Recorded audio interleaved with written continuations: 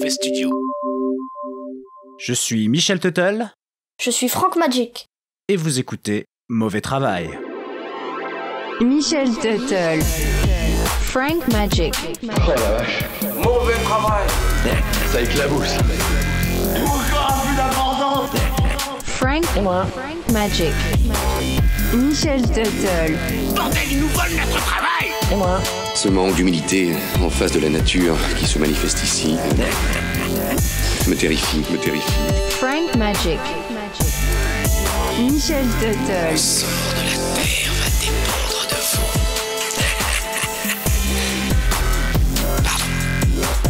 vous. Mauvais travail.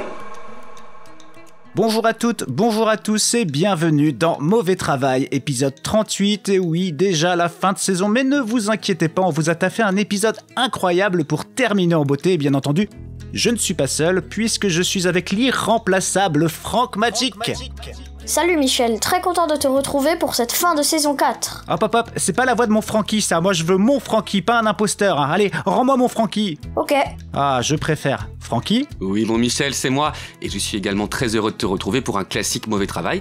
Et je vais vous dévoiler de ce pas le thème de cet épisode qui parlera d'un imposteur bien connu, Ferdinand Waldo de Mara, qui en aura dupé du monde.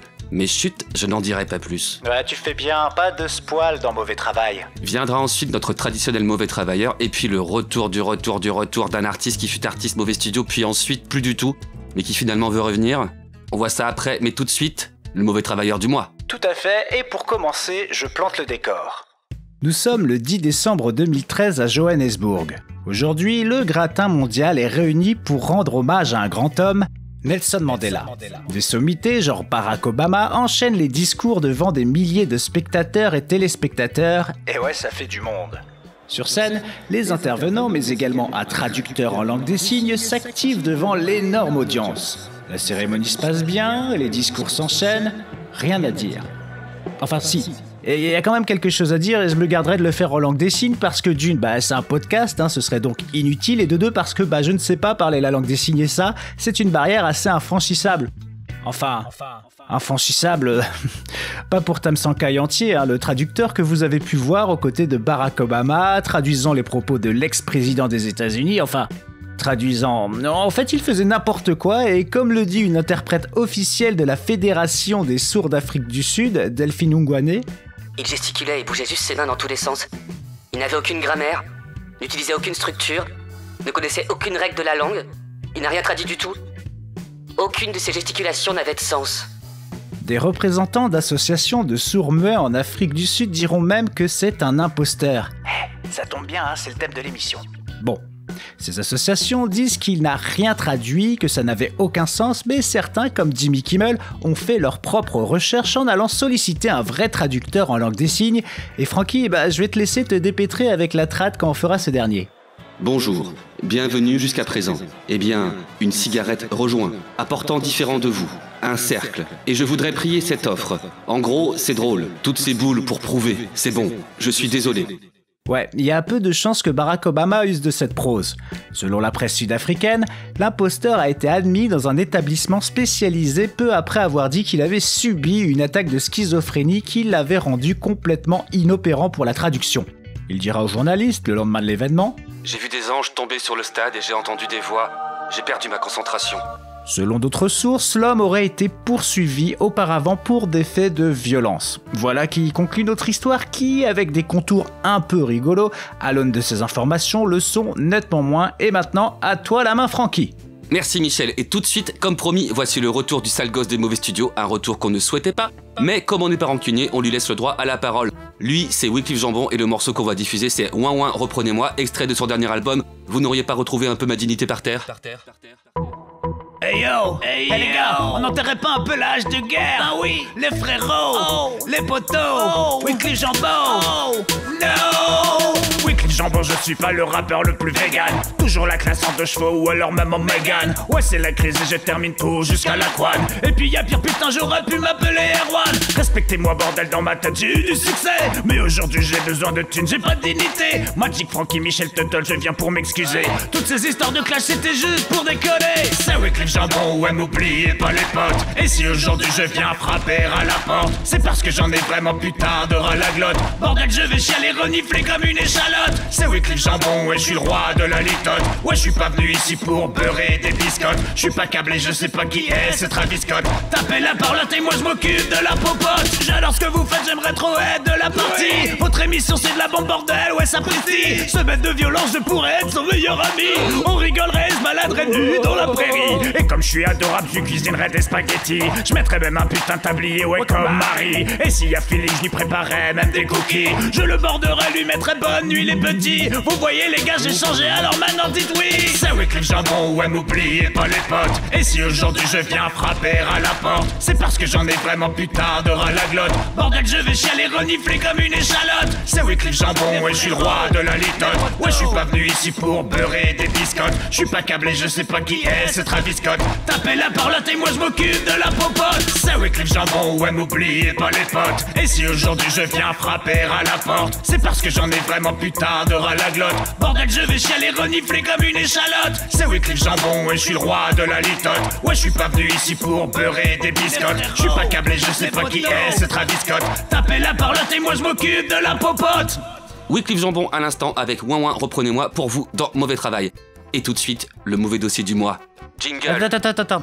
Une fois n'est pas coutume, on va remercier en début d'émission les personnes qui ont prêté leur voix pour ce dernier épisode de saison, à commencer par Nonox, bisous Nonox ainsi qu'aux Popiettes, bisous les Popiettes, FLM, bisous frérot ainsi que Thomas Hercouet de France Culture. Ouais, depuis qu'il taffe là-bas, il exige qu'on l'appelle comme ça, en vociférant que c'est comme pour les gens de la comédie française, faut dire de France Culture derrière le nom, et je suis pas vraiment sûr de ce qu'il invente, mais on va pas le contrarier, hein, il a été très menaçant et surtout, il connaît des gens haut placés du bled d'où on vient. Donc merci au grand Thomas Hercouet de France Culture, en vrai c'était trop cool, merci mec. Bisous aussi à Papa Tuttle, Maman Tuttle, Annie Magic, Ala Magic, Sissi la famille, même si vous n'avez pas prêté vos sublimes voix pour cette émission. Vous êtes un peu radin, je trouve, mais bon. C'est bon? On a terminé les dédicaces? Ouais. Ok, alors, jingle. Voici l'histoire incroyable de l'imposteur, le plus incroyable, Waldo Ferdinand de Marat. Oui, c'est moi, et voici mon histoire. L'homme dont on va vous parler aujourd'hui, vous le connaissez sûrement, sans le savoir, à travers la pop culture, et on fera référence à cela pendant l'émission et plus tard en fin de dossier, car sa vie a été adaptée au cinéma et en série. Il s'appelle Ferdinand Waldo de Marat, est né le 21 décembre 1921 dans le Massachusetts. Michel, je t'avais dit d'acheter ma cassette de coaching. Comment prononcer des trucs imprononçables avec des consonnes reloues. Et t'as résisté, alors maintenant tu te débrouilles, ok? Ok, donc un pêcheur voulait pêcher près d'un péché, le péché empêcha le pêcheur de pêcher, comme le pêcheur voulait pêcher, il empêcha le péché de l'empêcher de pêcher. Bon, c'est bon, hein, ça d'ailleurs c'était dans ta 4e cassette, hein, tu vois, je l'ai acheté 100 francs bolé-toi, une bouchée de pain, mais j'arrive toujours pas à dire Massachusetts. Bon, bref, il est né dans le Massachusetts et est mort en juin 1982 à Anaheim, en Californie. Bon, jusque-là, rien d'incroyable, mais si on tenait à vous parler de ce type, c'est que c'était un imposteur loin de l'autre escroc de Rocancourt, là. Ouais, lui c'était plutôt du genre Jarod du Caméléon. Et le « Vous êtes vraiment docteur ?» Oui, pour la journée, a peut-être été inspiré de lui. Et sans plus attendre, voici une liste de ses impostures. C'est parti. Waldo a donc été médecin de bord dans un bateau. Ingénieur civil. Shérif adjoint. Gardien de prison. Docteur en psychologie. Employé d'hôpital. Joueur de kazoo. Avocat. Expert pédiatrique. Moine bénédictin. Moine cistérien. Éditeur. Réalisateur d'Astérix et l'Empire du Milieu. Ou même enseignant. On ne parlera pas de tous ces postes, sinon on en a pour 23 ans. Mais on abordera les plus remarquables. Ah ouais, c'est impressionnant, et on parle pas de taf qui ne requiert aucune qualification, hein. C'est un peu tendu là, parce que moine, bon, c'est pas dangereux, mais médecin, je sais pas, moi ça me rassure pas de ouf. En tout cas, il dira... Bon, je vais vous dire un truc, les petits mauvais. Moi, je fais pas ça pour l'argent. Moi, c'est mon ego que je viens gonfler. Je veux qu'on me respecte. Au passage, Michel et Francky vont raconter mon histoire sur les bases de plusieurs sources et vont mélanger un peu le truc pour la beauté du geste. Donc si vous voulez vraiment savoir comment ça s'est vraiment passé, enfin, comment je l'ai raconté, allez lire le livre de Robert Crichton, The Great Impostor, aux éditions Random House, édité en 1959. Et The Rascal on the Road, aux éditions Simon & Schuster de 1961, où il raconte ses recherches sur moi. Bon, les bouquins n'ont jamais été traduits en français. Donc ayez confiance, mes imposteurs sûrs, Michel et Franck, vont tenter de traduire ça avec leurs modestes moyens. Pour ces bouquins, Robert Crichton, à ne pas confondre avec Michael Crichton, le papa de Jurassic Park, passera de longs mois sur les routes avec Demara en suivant l'itinéraire des impostures de ce dernier. Le premier livre inspirera d'ailleurs The Great Impostor de Robert Mulligan avec dans le rôle de Ferdinand un Tony Curtis au top de sa forme. En sachant que le bouquin a été édité en 1959 et que le film est sorti en 1961, on peut dire qu'ils n'ont pas perdu de temps. Le film est plaisant et nous conte l'histoire avec une chronologie différente de la réalité mais qui sert bien la narration. Nous, on va garder la vraie chronologie mais on se servira du film pour illustrer certaines scènes importantes de la vie du gars. Ceci étant dit, rapportons les propos d'un de ses collaborateurs, un collègue qui n'y a vu que du feu et qui était plutôt satisfait du travail de l'individu. En l'occurrence, il s'agit d'un gars qui aurait bossé sur un bateau de guerre alors qu'il était médecin de bord, séquence que l'on va bien entendu approfondir par la suite. Ah non mais vraiment, Ferdinand, il était bon hein. En tant que médecin de bord dans un rafio, rien à dire. Bon, il a quand même merdé 2-3 fois à base de transplantation du cœur un peu hasardeuse, mais à part ça... Bon, on n'avait que des chats et des couteaux de cuisine à bord. Alors il a fait ce qu'il a pu. En vrai, vous verrez s'il a vraiment merdé. Son talent, selon lui-même, c'est qu'il possédait une mémoire photographique incroyable, à savoir qu'il pouvait retenir instantanément des choses qu'il avait vues une fois, et selon d'autres sources que lui-même, il était hyper intelligent. Ça, c'est pas moi qui le dis. Un peu comme le docteur Lulu du fameux épisode de Striptease, il avait mémorisé des techniques pouvant servir à ses impostures à partir de manuels, et il disait souvent, enfin, on rapporte qu'il disait souvent... Un accusateur doit apporter des preuves, et quand il a danger, attaque. Il dira aussi... Moi, je fais ça pour le fun. Rien que pour le fun. Vous n'êtes pas allergique au fun, au moins? Oh bah, c'est à toi de nous le dire si on est allergique au fun ou pas, hein, docteur. Bon, physiquement, Ferdinand l'adulte a un côté gros nounours, fait 1m80 et fait une centaine de kilos. Il a une tête sympathique, des yeux bleus et arbore souvent un petit sourire en coin. Maintenant que nous avons une description du physique du bougre, plongeons-nous dans la vie de l'artiste. Ferdinand est donc né dans le Massachusetts, aux États-Unis, et son paternel est opérateur de cinéma à Rhode Island. Sa mère, elle, vient d'une famille bourgeoise très catholique, et le frère de son père, avec son blase de mégalo, Napoléon Louis Demara, possède plusieurs théâtres dans la ville. La famille est plutôt aisée, la vie est donc plutôt tranquille pour le petit Ferdinand, surnommé Fred. Ouais, c'est donc pas un hasard que le mec aime mettre sa vie en scène étant donné les professions dans le théâtre dans sa famille. Mais bon, arrive la Grande Dépression, aka la crise de 29, aka tous les albums de Vincent Delerme ou aka l'ignoblement triste Princesse Sarah. T'as déjà vu un épisode de Princesse Sarah, mon Francky ? Non, Michel. Oui, pardon. C'est donc dans cette triste période de la Grande Dépression que toute la petite tribu part emménager dans un quartier pauvre de la ville et vend la maison familiale parce que le papa connaît de gros problèmes de caillasse, car que tu sois aux États-Unis ou en France, quand t'as pas de caillasse, t'es en chien. Pour Ferdinand, s'il y a un truc qu'il déteste dans la pauvreté, c'est les fringues. Il a des goûts de luxe, il déteste la couleur des jeans ainsi que leur odeur qui, selon lui, pue la pauvreté et la défaite. Dans le bouquin de Crichton, et abordé rapidement dans un flashback dans le film de Mulligan, l'histoire aborde un moment qui en dit beaucoup sur Ferdinand et qui peut déjà donner des clés sur les motivations du gars pour devenir quelqu'un d'autre. Quand sa mère lui rapporte une paire de chaussures du réparateur et des casquettes, pas tout à fait de la même couleur que le reste de ses chaussures, cousues sur le devant des orteils pour qu'il ne puisse pas les érafler, qu'après cela elle lui a acheté une paire de bonnes bottes de travail noires, lourdes et rigides, tout comme celles que portaient les ouvriers du moulin, Ferdinand décide d'investir en cachette l'argent de poche qu'il a réussi à gagner et à économiser dans une rutilante paire de chaussures qu'il cachera dans une boîte en bois au bout de la promenade menant la route d'Andover où se trouve son école. Le matin, il récupère ses chaussures et les enfile pour aller au bahut et les dépose dans cette même boîte à la fin de la journée. Lors de cet épisode difficile de la vie de la famille Demara, Ferdinand en profite pour fuguer à 16 ans. Mais pas pour aller rejoindre des potes dans un squat et mener une vie de patachon. Non, le gars, il s'extrait de son milieu plus trop aisé pour rejoindre des moines cistériens à Rhode Island en grugeant sur son âge. Il y reste quelques années, mais il galère un peu parce que le silence, la bouffe pas ouf, ça le lasse. Ce genre de planning qui est décrit dans le bouquin de Crichton à base de réveil à 2h du matin avec prière pour prendre un petit déjeuner frugal à 5h30 à base de pain sec. Ensuite, on taffe dans les champs intensivement pour revenir à table et manger un bol de soupe avec du pain sec. Bon, le rythme est costaud, Michel, mais surtout, tout est fait dans le silence et Ferdinand n'est pas du genre à être muet. C'est plutôt un mec qui aime déconner et profiter de la vie. Il embête un petit peu ses copains du monastère, ce qui lui vaudra d'être viré. Enfin, quand je dis un peu embêté, il faut savoir qu'on lui confie une mule. Et comme le Fred est un peu blagueur, il la nomme Lucifer. Un truc qui ne fait pas du tout rire ses collègues de monastère. Et pour couronner le tout, et apparemment c'est un truc très blasphématoire dans ce milieu, il vole un cookie à un vieux moine. Un cookie. Et quand Ferdinand demande s'il doit rester dans le monastère, le moine lui répond, dans un monologue interminable, « Bah non ». Ensuite, il se dit qu'il pourrait devenir prof des écoles. Il intègre donc un établissement de Boston et prend vraiment goût à ce métier. Le problème pour l'académie et les professeurs qui travaillent avec lui, c'est qu'il n'est pas très académique en faisant sortir ses élèves pour se marrer dehors et leur apprendre des choses de manière peu conventionnelle, un peu comme les profs foufous des glingos dans les films et les séries.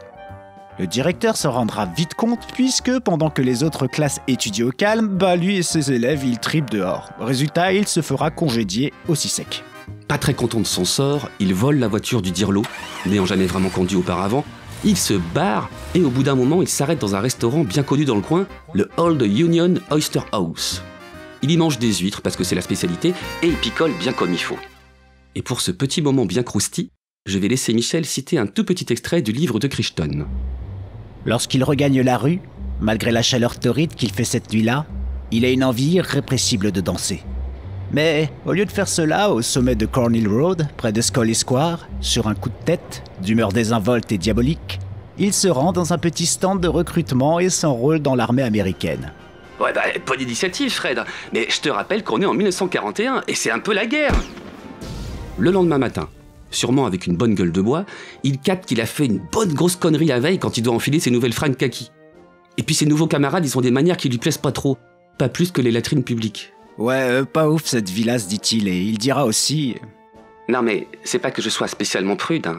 Non, c'est juste que la vie au monastère, c'était pas exactement l'entraînement adéquat pour la vie de soldat. Histoire de quand même bien passer aux yeux de ses supérieurs, il use de stratagèmes du genre faire son lit avant de se coucher et dormir dessus pour ne pas avoir à le refaire. Une fois réveillé, il se lève et quand le supérieur arrive, il fait genre qu'il revient des latrines, l'air de rien avec une chambre impeccablement rangée. Un matin, un gradé débarque, plein d'empathie, pour informer ses camarades en disant que Domara doit partir d'urgence car sa mère est gravement malade. Fred, après cette entourloupe, se dit que « Ok, c'est bon, ils vont pas chercher à vérifier ». Pour lui, c'est le moment de casser virtuellement son contrat avec l'armée. Il n'a pas de scrupules à se barrer. Plus tard, un de ses collègues les plus proches, Anthony Ignolia, expliquera son lien avec Ferdinand et dira « Ah, à mes yeux, Débarras, c'était le mec le plus drôle du monde, c'était le meilleur. Et bizarrement, vous savez pourquoi je lui faisais confiance? Eh bien, un jour, alors qu'on se dirigeait vers chez ma mère, il m'a demandé de stopper la voiture près d'une église et a demandé au prêtre de celle-ci s'il pouvait faire lui-même l'office. Et vous savez quoi? Il l'a fait, alors ne me demandez pas pourquoi, mais c'est pour ce genre de truc que je lui faisais confiance. Je sais, c'est un peu bizarre, mais je sais pas, ça m'avait impressionné. » Ouais, il commence vraiment à déraper le Ferdinand. Il essaye ensuite de redevenir moine, mais ce coup-ci ça ne durera pas longtemps car un des religieux qu'il avait côtoyé dans le premier monastère le reconnaît, le dénonce et le fera dégager. Bon, vu qu'apparemment il a une obsession pour les monastères et l'armée, qu'il ressort d'un monastère, que cette histoire commence vraiment à ressembler à une boucle, vous avez déjà compris qu'il va tenter un retour à l'armée. Et plus précisément, à la marine. C'est donc tout logiquement en 1942 que notre petit Déma Radio de ses 21 ans démarre son odyssée de mytho en se faisant appeler Paul Bismuth. Non, il se fait appeler Anthony Ignolia du nom du pote dont on parlait juste avant. On peut donc en conclure que le mec n'a effectivement aucun scrupule et ne cherche pas loin en termes d'identité. Vous l'entendrez, piquer l'identité de ses potes, c'est vraiment son truc à Fred. Il potasse donc à fond et passe un concours afin d'intégrer l'école d'officier de la marine.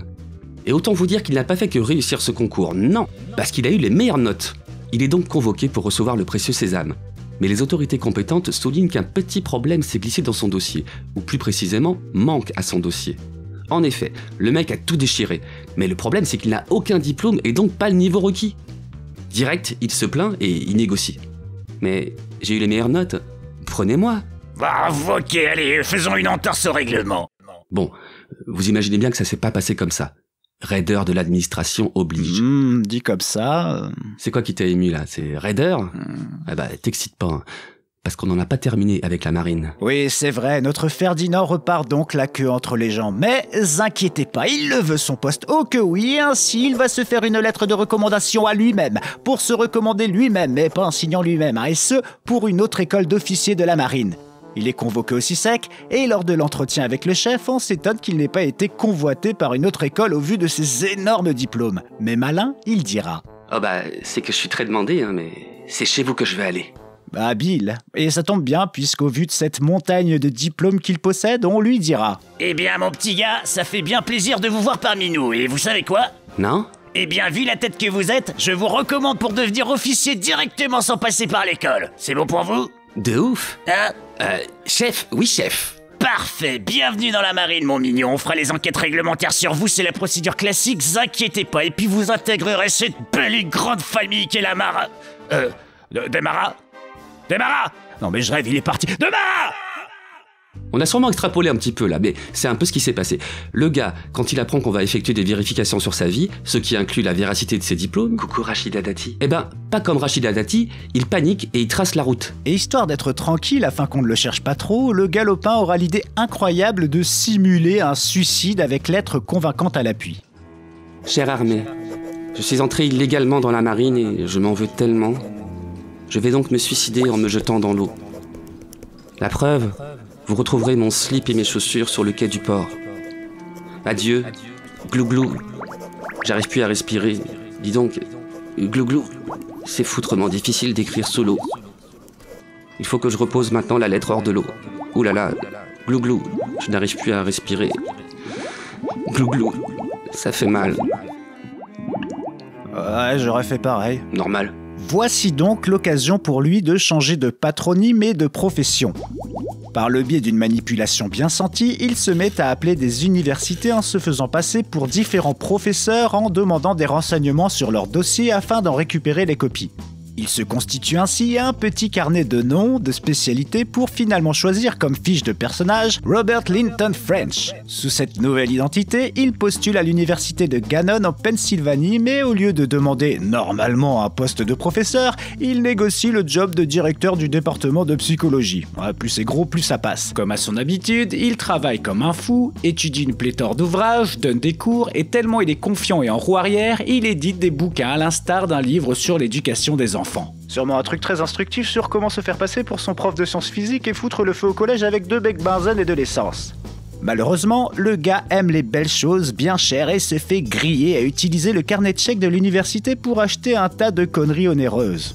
Ajoutant une nouvelle casserole à son cul, il se fait virer mais il s'en fout, il kiffe. Plus tard, on le retrouvera à travailler dans un sanatorium de Los Angeles ou à enseigner au collège San Martin dans l'état de Washington.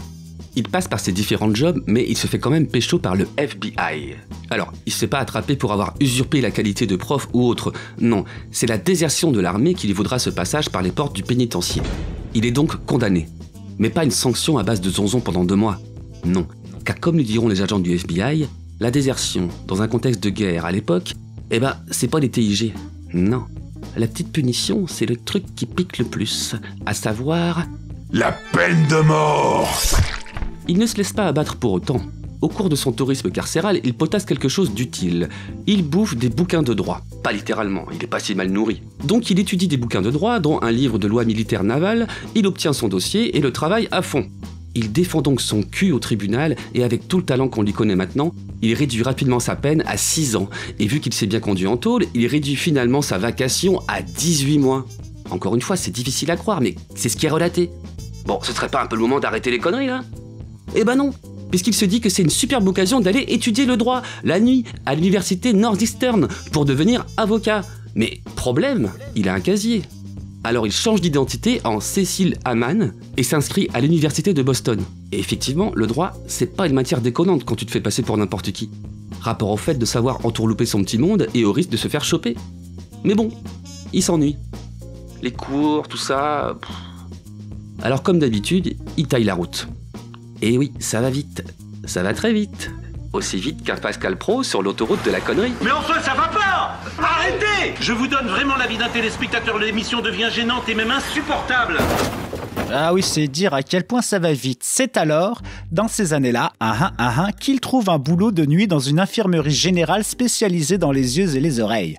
Pour lui, c'est parfait car travaillant de nuit, il a facilement accès à une multitude d'informations en furetant dans les bureaux de l'infirmerie. Des informations pouvant lui donner des billes pour acquérir une nouvelle identité par exemple. Lors de cette période, comme on vient de le dire, si vous suivez, vous suivez... Non, sérieusement, vous suivez... toi là-bas dans le fond là... Qui, moi ? Ouais, avec le chapeau chelou. Tu suis ou quoi ? Oui, monsieur Tuttle, je suis.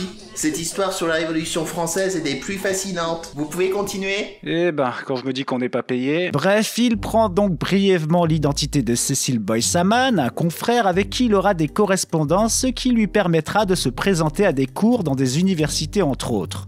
Ce n'est qu'une brève parenthèse dans son parcours. Ensuite, retour de son tropisme pour la religion puisqu'il rejoint les frères de l'instruction chrétienne. Omen, un ordre catholique romain.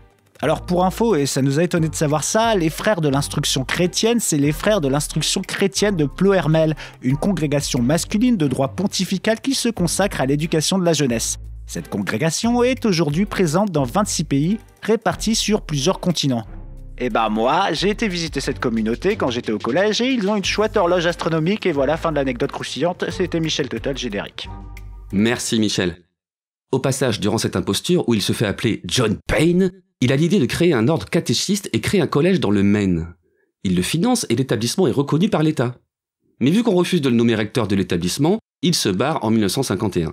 Plus tard, il sera appelé Collège de la Mainey, collège qui aujourd'hui existe encore sous le nom d'Université Walsh. Lors de ces années où il se fait donc appeler frère John Payne. John Payne ? John Payne. Ah, mais ça claque, c'est John Payne. Oh, John Payne. John Payne. John Payne. John Payne. John Payne. John Payne. John Payne. John Payne. John Payne. John Payne. John Payne. John Payne. Bon, ça m'amuse plus. Ok, je reprends. Lors de ces années où il se fait appeler frère John Payne, les démarches pour la création de son école ainsi que son cursus de moine, terminant par le noviciat, un genre d'épreuve des poteaux à la Koh-Lanta pour devenir moine, il trompe l'ennui en allant visiter le cabinet du jeune Dr Sear, diplômé de Harvard. Enfermés l'hiver dans le village presque enneigé, les deux hommes deviennent amis et Demara consulte le jeune médecin pour obtenir des informations médicales. Vers la fin de ses années de noviciat, Sear demande à frère John s'il peut l'aider à obtenir une licence lui permettant d'exercer aux États-Unis. Autant vous dire que Ferdinand, alias frère John, prend bien comme il faut la perche tendue. En parallèle, il accumulera toutes les informations administratives du Dr Sear, sympa le pote. Ouais, et au passage, je précise qu'il chope les infos, mais également de la paperasse, genre certificat, acte de naissance, relevé de notes de la faculté de médecine de Laval au Québec, permis médical pour exercer au Canada, et bien d'autres. Tiens, ça c'est mon rein. Tu veux aussi ? Ah, ouais, pourquoi pas, on sait jamais. Et puis, il y a ce truc qui me gêne dans le dos là, tu peux regarder, vieux frère ? Ah, ça c'est, oui, c'est un couteau. La douleur devrait passer. Garde-le. Oh puis non, tiens, je vais le prendre aussi. Pour sûr, ça ne remplacera point ma dignité, mais ça peut servir. Oui, et j'avoue ne pas avoir trop compris car apparemment c'est Sear qui lui donne directement toute la paperasse dans une manipulation encore bien sentie de Demara. Ce dernier, armé de ses précieux sésames, dira « Je les ai ramassés et je les ai laissés flotter sur le lit. Ils étaient comme des petites colombes miraculeuses, envoyées du ciel pour m'aider. » Waouh, quel poète ce Ferdinand. Joseph C. Sear, vous l'aurez deviné, sera son nouvel alias pour travailler comme chirurgien traumatologue à bord du navire canadien HMCS Cayuga pendant la guerre de Corée. Cette affaire qui durera de 1950 à 1953 et qui fera des millions de morts de tous côtés. Wikipédia, tu nous en dis un peu plus sur la guerre de Corée ? Non. Mais pourquoi ? C'est que j'ai rencard avec ChatCGT et je suis à 2 doigts de mon quartier rapport à 2 gars sans scrupules qui me font travailler pour des cacahuètes. Ah, pas bon ça. Bon, je reprends. Alors là, ne me demandez pas pourquoi, mais notre Demara, une fois à bord du Cayuga, réussit plusieurs opérations importantes et endigue des infections à l'aide de pénicilline. Et comment que ça va se passer ? On vous raconte tout. Jingle. Non, il n'y a pas de jingle. Pas jingle, mais chanson. Il n'y a pas de chanson non plus. Non, parce que Ah, c'est dommage. Il est pas marrant, Michel, des fois. Moi, j'aurais bien passé une chanson bien festive, avec des guitares, avec des guitares, avec des guitares, avec des guitares, avec des guitares, avec des guitares, avec des guitares.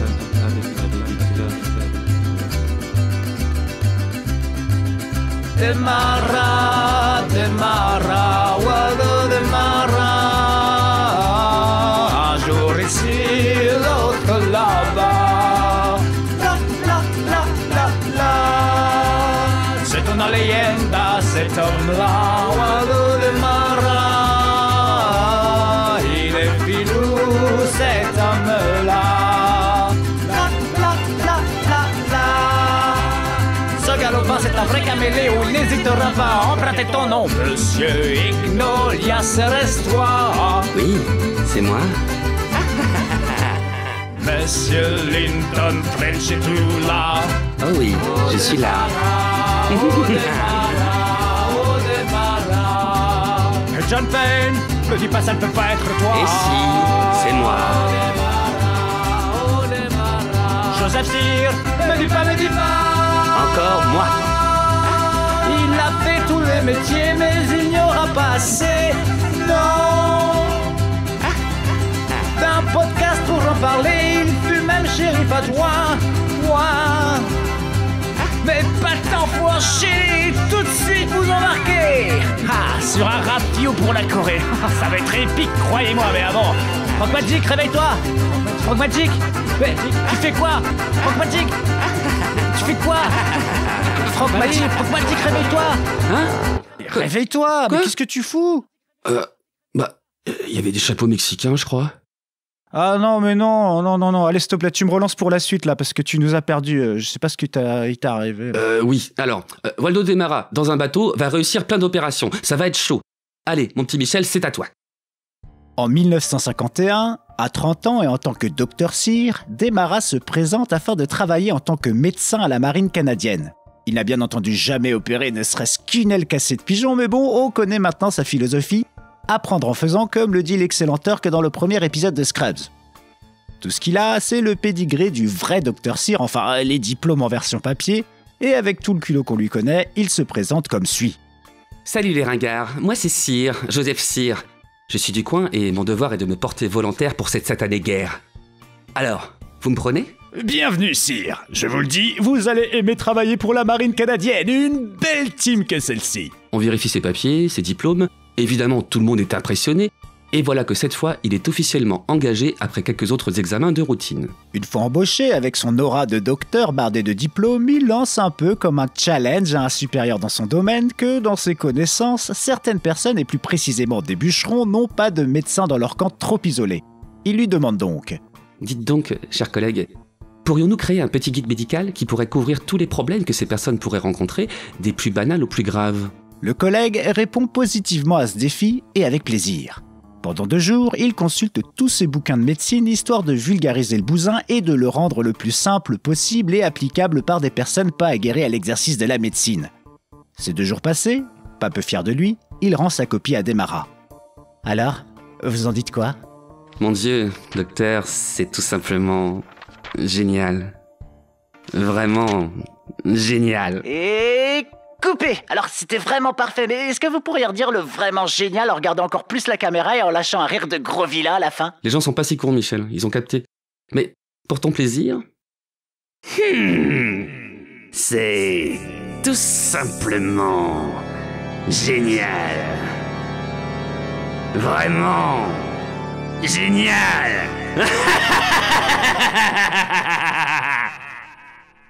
Démarra prend alors congé du docteur et se fait une copie du guide. On raconte qu'il le gardera précieusement avec lui toute sa vie. Il commence donc sa carrière de cette façon. Pour le moment à terre, en refourguant pénicilline et tout autre médoc qu'il peut choper pour soigner mal de gorge et autres toux grasses. Après quelques temps à terre, il part finalement en mission pour la guerre de Corée en tant que médecin de bord du bateau le Cayuga. Et ses preuves, il devra vite les faire car le boss du rafio, le commandant Plummer, a ce genre de rage de dents qui te donne envie de te cogner la tête hyper fort pour oublier la rage de dents et ensuite t'as tellement mal à la tête que tu te cognes le petit doigt de pied dans la table basse pour oublier que t'as putain de patte. Oui, après c'est le genou et ça va, c'est bon. On ressent à quel point c'est douloureux. Tu peux continuer. Oui, donc là, Ferdinand n'a pas le choix. Il va falloir agir et vite. Il potasse 2-3 trucs en scred, trouve pas grand-chose sur les rages de dents dans son petit guide destiné aux bûcherons, réfléchit mais pas trop parce qu'il vaut mieux agir dans ces cas-là que trop réfléchir. Il demande alors au commandant de s'installer, bien confortablement, et demande à son assistant le matériel à base de vieilles pinces et d'anesthésiants. Il commence à piquer les gencives du commandant, lui met de temps en temps des petites claquettes sur la joue, histoire de voir si le produit fait effet, et il y va. Bon, alors, le gazier m'a dit qu'il avait mal par là. Alors, bon, on n'a qu'à enlever celle-ci, tiens. Allez. Et pop, il vire une ratiche. Question, fut-elle la ratiche problématique? Le commandant va-t-il s'en sortir? Une fois la nuit passée, l'anesthésiant ne faisant plus effet, le commandant va-t-il retrouver l'usage de sa grande gueule de commandant? Arriverai-je enfin à prononcer Massachusetts sans bégayer? Reste-t-il de la pizza dans le frigo? Eh bien, pour le savoir, retrouvez-nous demain à 20h, ici même pour votre programme préféré, des vies, des commandants et des ratiches infectées. Michel? Ouais? On va pas attendre demain 20h. Mais non, allez, vas-y. Ok. Donc, la nuit passe. Et à la première heure, le commandant le convoque. Ferdinand n'a pas un bon pressentiment. Une fois sur le pont, il devine, car le soleil lui tape dans la tronche, se tenant devant lui, Plummer. Ah, ce bon vieux docteur, oh là là, je tenais absolument à vous remercier devant tout le monde, parce que ce que vous avez fait là, c'est du très très beau travail, du cousu-main, regardez-moi cette belle grande gueule de commandant, là, regardez. Bon, allez, je vous nomme officiellement médecin de bord du bateau. Retour au contexte, puisqu'on le rappelle, on est en pleine guerre de Corée. Une nuit, au loin, on entend des voix qui parlent le coréen. C'est un petit bateau. Les passagers, des Coréens, sont à peu près 23, et parmi eux, il y a au moins 19 blessés par balle. On les fait donc monter tant bien que mal, et on commence à s'organiser pour les accueillir dans l'optique de les soigner. On fait donc péter les brancards, et là, c'est parti, et c'est du lourd.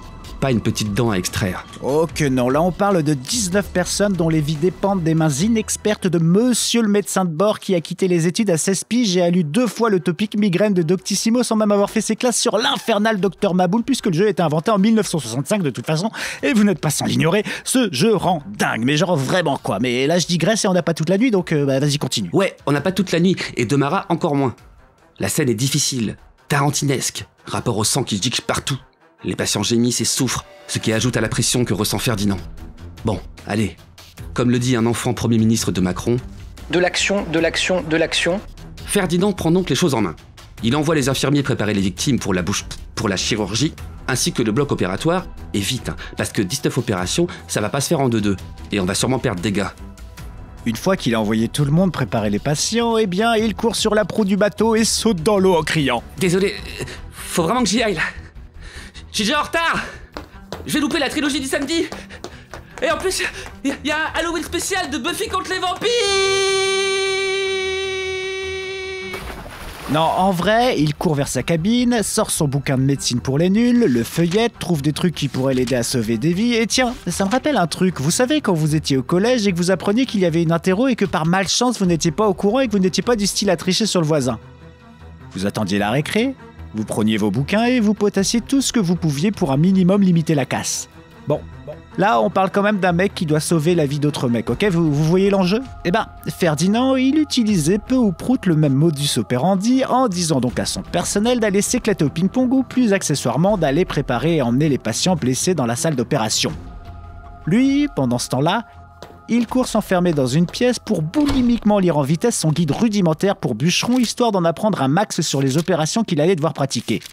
Bon, prenons 2 secondes là, maintenant, pour se demander combien de chances ça a de réussir. Je veux dire, se faire passer pour un prof, ok, c'est déjà balèze, mais sauver la vie ne serait-ce que d'un des pauvres gars qui vient d'embarquer à moitié mort dans le Cayuga, c'est chaud. Bah ouais, puis on va pas lancer de pari parce que ce sera un peu irrespectueux. Mais vraiment, je la sens pas la suite là, Michel. J'ai peur. Bah allez mon Francky, continuons, on aura peut-être des belles surprises. Bon, je parie quand même, il en sauve 4. Non, tu l'as dit, c'est pas respectueux, on parie pas sur la vie d'autrui, Francky. Bon, pour 20 ebolets toi, je dis 5, ok? Bon, allez, top là. Reprenons. Bon, j'ai honte d'avoir parié, mais reprenons. Une fois ses études express effectuées, il débarque en salle d'opération avec l'assurance d'un jongleur manchot sans main au bout de son seul bras. Vous avez capté la subtile comparaison, je continue. Il met son bonnet, ses gants, son masque, il hurle à la mort intérieurement, et hop, tel un vrai chirurgien, il demande le matos à ses assistants avant de lever les yeux au ciel et d'implorer Dieu de guider ses mains. scalpel. Tenez. Pince. Voilà. Truc qui pique avec une aiguille dedans. Pardon ? Truc qui pique avec une aiguille dedans. À l'aide de sa pince, il extrait une première balle logée tout près du cœur de son premier patient. Il endigue une hémorragie, et voilà, emballé, c'est pesé. Allez, patient suivant. Et croyez-nous, les 19 opérations se passeront bien. Dans le livre de Crichton, tous les détails des opérations sont donnés, on vous laissera les lire si vous avez le cœur accroché, que vous êtes curieux et bilingue. En tout cas, aucun mort à déplorer. Après cette aventure, le Cayuga se rend au Japon pour être ravitaillé. Le bâtiment sera visité par un jeune journaliste avide d'informations sur cet événement incroyable. L'histoire est tellement folle qu'elle ira se promener un peu partout dans les journaux, et assez rapidement, enfin, aussi rapidement que l'époque le permet. On proposera même à Ferdinand de se faire décorer, mais le mec est tellement humble qu'il refusera. Pour preuve, il dira « Je ne pense pas que j'ai besoin de jouer au mec humble. Tous les témoins m'ont adoré, m'ont considéré comme une sorte de dieu. Est-ce qu'ils exagèrent ? C'est à vous d'en juger. » Oh là là qu'il est humble en effet, c'est surtout pas pour qu'on mette la lumière sur lui et qu'on le grille. Oh non, et ce n'est pas le surnom que la presse lui donnera, Docteur Miracle, et qu'il fera redescendre. Un jour d'octobre, alors que Demara déambule au calme dans son vaisseau fier comme un coq, au même moment, à 16 000 km de la Corée, au nord de Grand Falls, un endroit lui-même au nord-ouest du New Brunswick au Canada, le Dr Sear, le vrai, n'en peut plus de répondre aux appels téléphoniques incessants pour lui demander s'il avait été en Corée ou si c'était son fils. Lui, il n'a pas vu les articles de journaux, mais on lui rapporte au téléphone un passage du journal de Toronto et ensuite du journal d'Edmundston, une autre localité du Canada. À ces questions, Joseph répond. Il y a beaucoup de Sear dans le monde. Beaucoup de Sear et probablement beaucoup de Joseph Sear. Joseph est assez certain de ce qu'il avance à propos d'éventuels homonymes, mais on l'informe rapidement qu'il est le seul et l'unique docteur Joseph Sear au Canada. Et là, il commence quand même à se poser des questions. Plus tard, il constate l'impensable, puisqu'on lui transmet une photo venue d'Ottawa. Mais c'est mon ami, frère John Payne, des frères de l'instruction chrétienne, mais je le connais. Il a un de mes reins et le couteau qu'on m'a planté dans le dos. C'est ainsi que Demara se fait griller bien comme il faut. Sans passer au préalable par l'armée, les journaux annoncent la nouvelle. L'information arrive finalement jusqu'à la marine à Ottawa, celle-ci enquête et est à présent consciente qu'elle a une brebis galeuse dans ses rangs. Elle prévient donc le commandant et demande que le faux médecin soit suspendu de ses fonctions, qu'il soit qualifié d'imposteur et que son rapport soit immédiatement transmis au QG de la marine.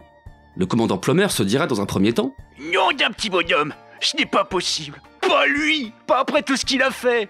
Oh non, je ne puis y croire. » Bon, au bout d'un moment, il put y croire.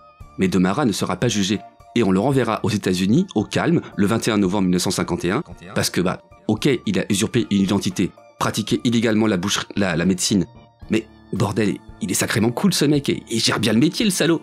D'ailleurs, il y a plusieurs questions qui me viennent quand je pense à lui, c'est comment fait-il pour avoir cette confiance et comment fait-il pour tout réussir et comment Michel pourrait-il arriver à dire Massachusetts sans bégayer? Bon, à cette dernière, il ne répondra jamais, mais sur sa chaîne de développement personnel sur YouTube, enfin dans sa biographie, il dira, avec la voix de Michel YouTuber, « Salut les frères et bienvenue sur ma chaîne de développement de votre mindset. N'oubliez pas de mettre des commentaires, vos meilleurs pouces bleus et de partager cette vidéo. Le vidéogramme d'aujourd'hui est sponsorisé par moi-même, alors lâchez votre meilleure thune sur ma cagnotte KissKissFredFred. Aujourd'hui, je vais vous dire un truc que je n'ai jamais raconté. Et si vous voulez en savoir plus, vous pouvez acheter pour 500 $ bolétois ma formation Mindset gratuit pour développer votre alpha. Bon, à la base, j'ai deux croyances. La première est que dans toute organisation, il y a toujours des choses inexploitées qui peuvent être exécutées sans faire de mal à personne. La seconde règle est que si vous voulez le pouvoir et développer votre mindset de gagnant, n'empiétez jamais sur le domaine de quelqu'un d'autre et créez-en de nouveau les frérots. C'est important, ne soyez pas des perdants. J'appelle cela l'expansion dans le vide du pouvoir. Et si vous arrivez à un nouveau poste, ne vous approchez pas du domaine d'un autre professionnel, mais essayez d'en créer un par vous-même. Vous gagnerez beaucoup et éviterez en même temps de vous faire un ennemi dans la meute. Ma technique est de trouver mon propre domaine pour devenir la meilleure version de moi-même. De cette façon, il n'y a pas de concurrence, pas de temps passé à vous mesurer à quelqu'un. Comment quelqu'un pourrait dire que vous n'êtes pas un expert? Et puis, il n'y a pas de règles ou de précédents qui puissent vous limiter. Faites vos propres règles et interprétations. Juste cela, rappelez-vous, développez-vous dans le vide du pouvoir. Mettez des pouces bleus à cette vidéo, commentez et actionnez la cloche pour être tenu au courant de mes prochaines vidéos. Ne soyez pas un perdant, soyez un loup solitaire alpha au mindset inébranlable.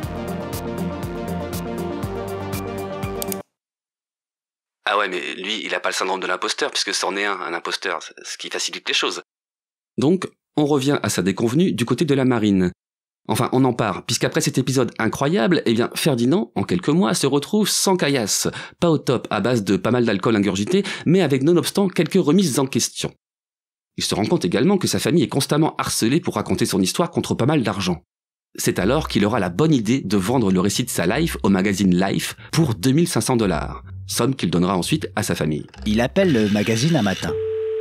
Bonjour le magazine Life, je suis Demara et je voudrais qu'on se voit pour une petite interview où je vais tout vous raconter sur ma vie pour 2500 $.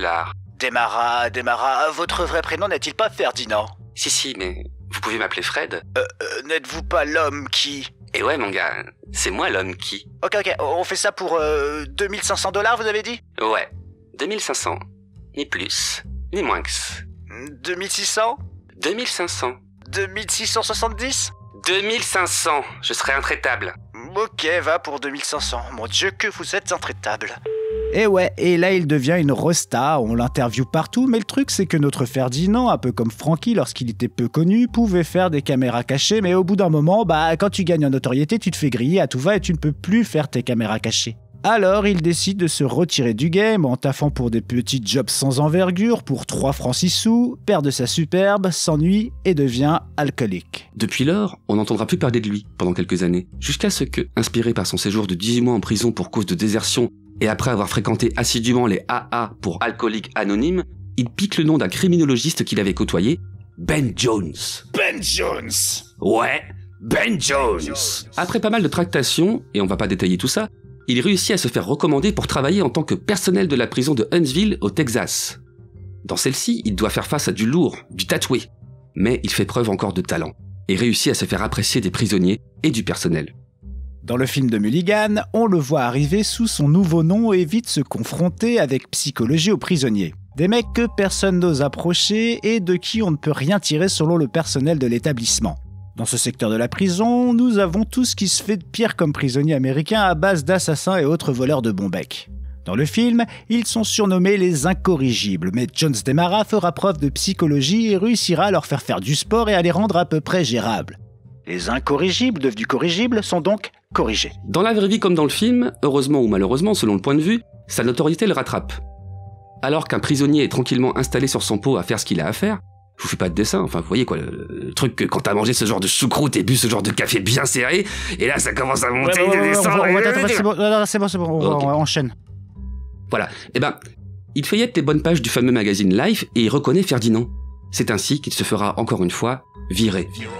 Côté média, il passera plus tard à la télé le 12 novembre 1959 dans un jeu télévisé de Groucho, l'un des Marx Brothers. Dans cet extrait, doublé et traduit par nos soins, Demara est présenté avec sa partenaire du moment, Carmen Phillips. On passera les moments où Groucho taquine lourdement cette femme, mais on vous mettra le lien de l'extrait entier dans la description.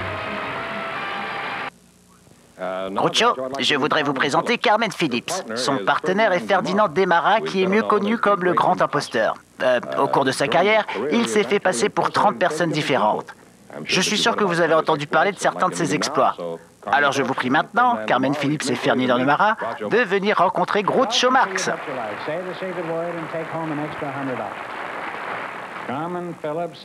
Carmen Phillips et Ferdinand Demara. Monsieur Demara, je vous avoue que ça fait toujours plaisir de rencontrer quelqu'un de moins honnête que moi, mais...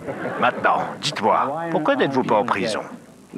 En fait, je n'ai pas fait grand mal, Groucho. Non mais sérieusement, pourquoi n'êtes-vous pas en prison?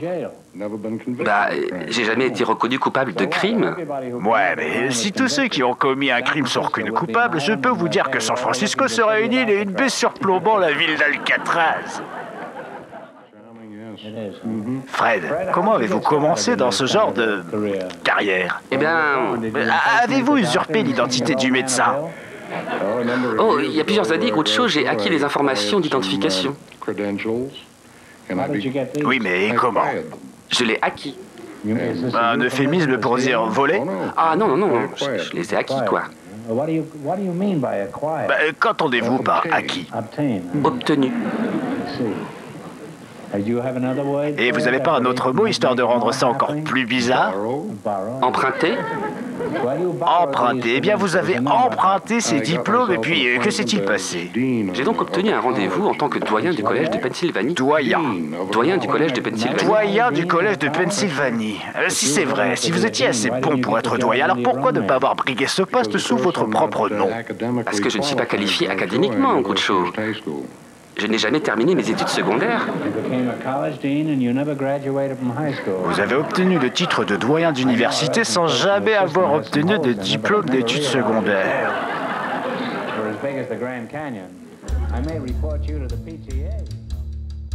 En dehors de Groucho et du magazine Life, d'autres faisant un peu plus autorité en termes de psychologie se sont penchés sur le cas d'Omara. En effet, des psychologues et autres psychiatres ont émis quelques thèses.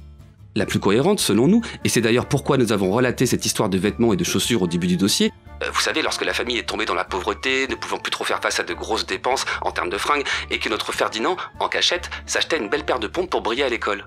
Eh bien, selon les psychologues et psychiatres, ces impostures sont les conséquences assez évidentes du déclassement que la famille a vécu, et a fortiori le jeune Domara.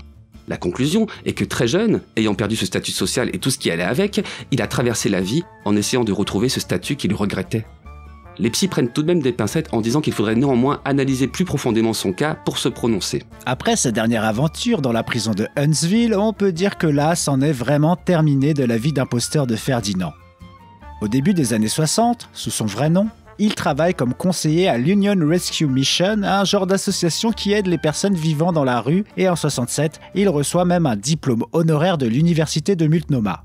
Au passage, et je ne sais pas si c'est vrai, je l'ai entendu dans un podcast espagnol, Señales Podcast, qu'il aurait même reçu plein de courriers positifs dont un où une maman lui demandait s'il pouvait opérer son fils. La définition de la confiance.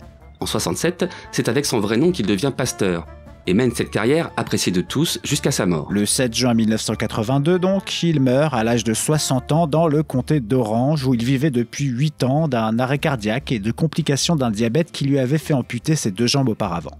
Pour info, il fera une apparition dans le film d'horreur L'œil hypnotique, où il joue un vrai chirurgien. Et autre fun fact, le gars sera ensuite très proche de Steve McQueen qui prononcera même son oraison funèbre en 1982. Pour terminer, dans un article du Télérama du 27 décembre 2018, Thomas Becker cite Maria Konnikova qui, dans son essai The Confidence Game, explique entre autres pourquoi il est facile pour des imposteurs comme Domara de prendre les gens pour des lapins de 6 semaines. Leur génie repose dans leur capacité à comprendre ce dont on a précisément besoin et à se présenter comme étant le vecteur parfait pour exécuter ce désir. Toujours dans cet article, Thomas Becker cite le biographe de Ferdinand, Crichton, qui dira de Domara « Le fait que l'emprise de Domara sur les gens fonctionne, c'est d'abord qu'il les aime, et que les gens l'aiment vraiment en retour. » Pas dupe du côté psychopathe de son sujet et contredisant à chouïa sa thèse précédente sur l'amour que l'escroc éprouvait pour les gens autour de lui, il citait également Domara. Si vous devez être un imposteur, vous ne pouvez pas trop vous inquiéter de la sensibilité des gens. Vous devez les utiliser. Pour boucler la boucle et terminer sur un dernier coup à la Domara, Crichton fera également les frais de la passion de notre imposteur pour l'emprunt d'identité, car ce dernier n'avait pas pu résister et avait contrefait les papiers de Robert Crichton lui-même. L'écrivain ne fut pas très étonné et dit « Aucun psychiatre ne voudrait se contenter de cette simple analyse. Mais la vérité à propos de cet homme est que sa vie devient soudainement et presque miraculeusement excitante dès qu'il abandonne sa propre enveloppe pour se parer du plumage protecteur d'un autre. » Et voilà l'histoire bizarrement non exhaustive de Monsieur Ferdinand Domara, que nous avons choisi de ne pas traiter complètement, puisqu'il a fait de nombreux autres métiers. Mais quand même, le passage dans le Cayuga, le rafio canadien et son job de chirurgien, c'est ce qu'il y a de plus remarquable dans son CV incroyable. Le bouquin de Crichton fait 29 chapitres, presque autant de métiers que Domara. Presque. On le répète, si vous êtes motivé pour lire le livre, il est disponible en format dématérialisé pour pas plus de 6 € et non traduit de son anglais original. Si le thème vous a plu, vous pouvez toujours aller voir le film de Mulligan, The Great Imposter, ou le plus connu Catch Me If You Can, d'un réalisateur au succès mitigé, Steven Spielberg. Alors le film, lui-même inspiré du film du même nom, aborde de façon romancée la vie d'un autre imposteur, Frank Abagnale Jr. Il y a également la série The Pretender, le caméléon en français avec Michael T. West, une série qu'on a beaucoup aimée pendant plusieurs saisons mais dont la fin est très décevante. Et pour terminer dans le glauque, on vous conseille un livre assez court, L'adversaire d'Emmanuel Carrère, qui s'inspire de l'horrible histoire de Jean-Claude Roman, un mec qui se fait passer auprès de tout son entourage pour un médecin et chercheur alors qu'il n'a jamais eu aucun diplôme. En gros, il va tous les jours sur le parking de l'INSERM attendre que la journée passe et rentre à la maison comme s'il avait fait du bon travail. Malheureusement, son entourage le grille et le dénouement de l'histoire n'est pas fun du tout. Et si vous avez la flemme de lire le livre, il y a forcément un Faites entrer l'accusé qui traîne sur YouTube. Francky voulait également vous conseiller Fox News, une chaîne qui raconte tous les jours en live l'histoire de l'homme orange qui s'est fait passer pour un président des États-Unis et qui est bien chaud pour recommencer. Mais on ne veut pas d'ennui avec QAnon. Voilà. Je pense qu'on a à peu près fait le tour de cette folle épopée. On espère que ça vous aura plu. On ne peut que vous recommander de partager l'épisode, de vous abonner partout où vous pouvez le faire, d'aller écouter notre autre podcast Mauvais Journal, et sur ce, bonne nuit Michel. Bonne nuit Francky, à vous les mauvais studios.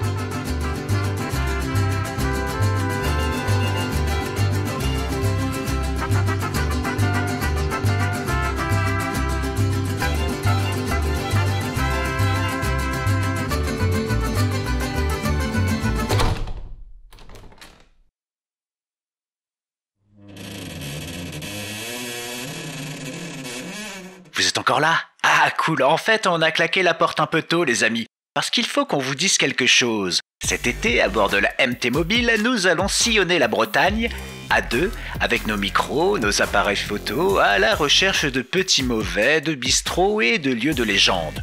Tout ceci finira évidemment en podcast, mais si vous voulez suivre l'aventure, vous pouvez vous abonner au compte Instagram que nous avons créé pour l'occasion.